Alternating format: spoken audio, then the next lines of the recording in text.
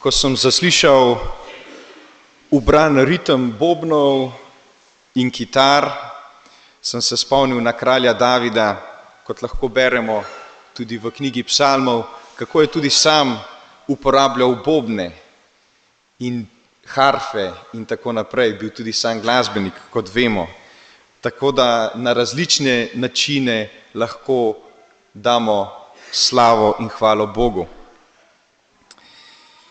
V sosednji župniji, v cerkvi Marije Božje Matere, v župniji Kristusa odrešenika v Kosezah, se nahaja poslednje večje delo oziroma vitraj slikarja in duhovnika Staneta Kregarja.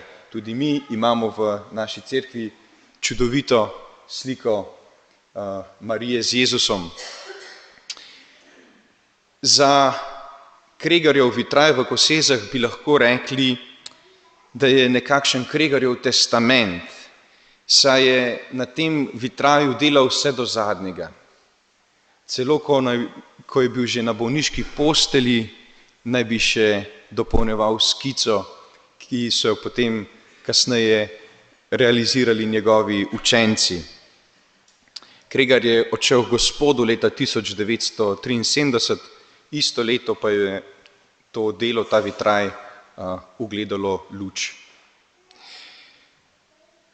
Na levi strani tega vitraja je podoba Marije z otrokom, ki stoji na luninem soncu in spominja na odlomek iz Razodetja, kjer pravi, da se je na nebu pokazalo veliko znamenje, žena, ogrnjena s soncem in luna pod njenimi nogami.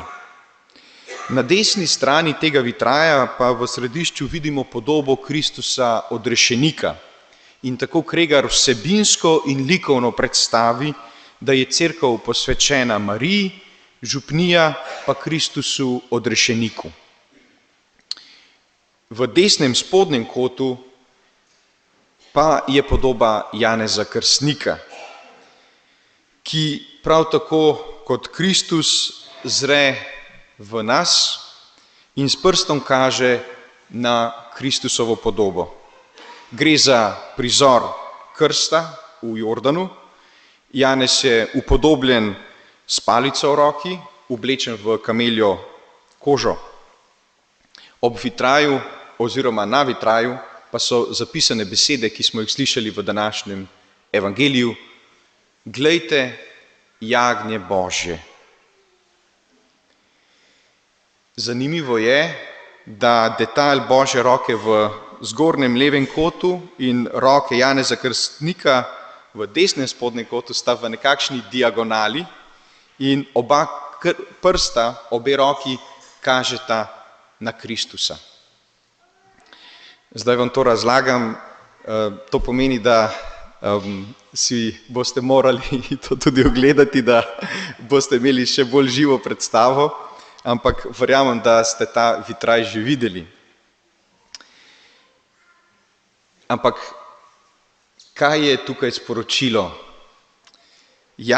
Veličina Janeza Krstnika je v tem, da ne samo oznanja krst preobrnenja in oznanja, da je Božje kraljestvo blizu, ampak da z vsem svojim življenjem kaže na Kristusa, ki je Božje jagnje, ki odjemlje greh sveta.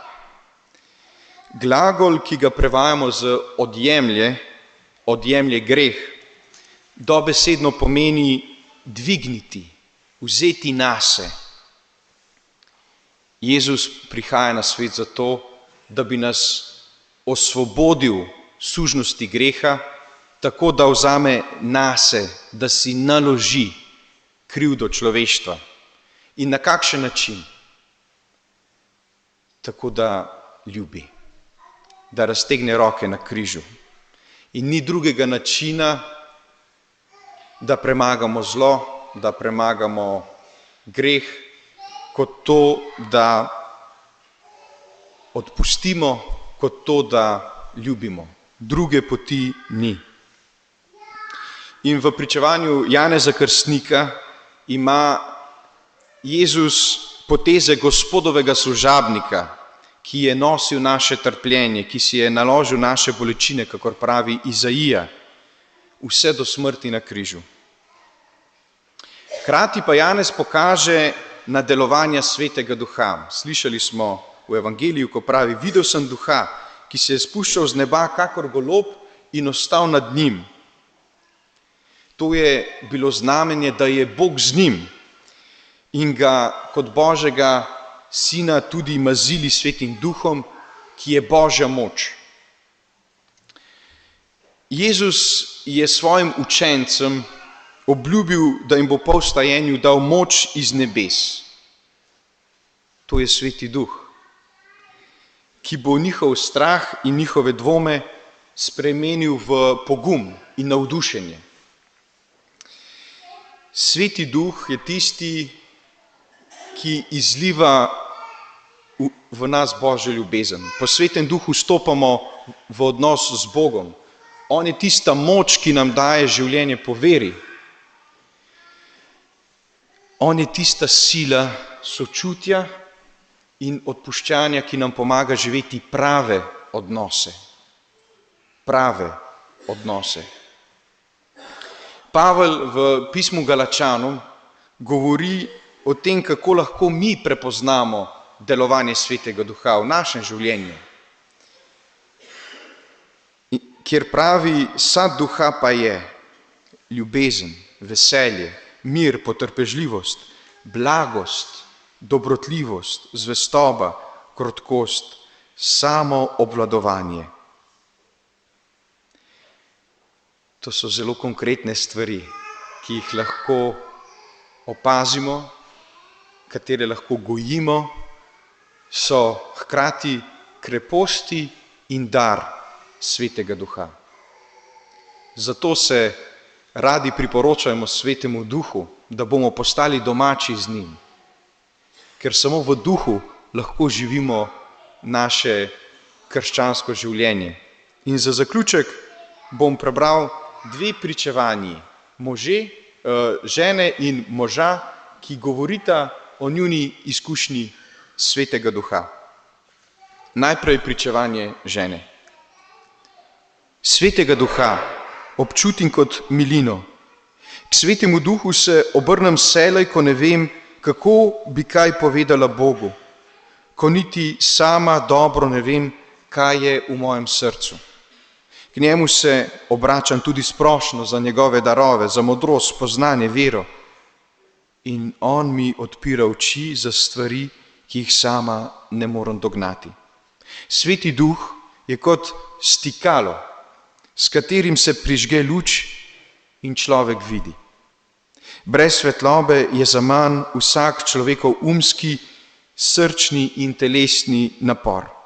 V temi ne bo videl. Če pa le premakne stikalo, bo spregledal.